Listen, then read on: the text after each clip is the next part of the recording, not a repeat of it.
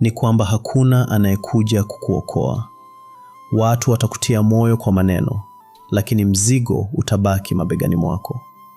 Ni kwamba ndoto haziogopi njaa yako, hazijali umechelewa kiasi gani. Zinataka tu uthubutu wa kusimama tena, hata ukiwa umechoka.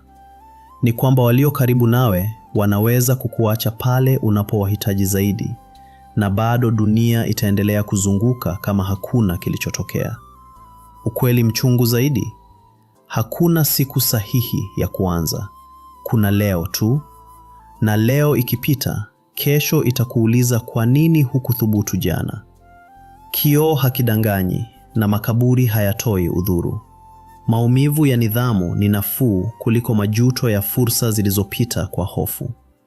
Chagua leo, uwe mwandishi wa hadithi yako au mshiriki kwenye hadithi ya mwingine.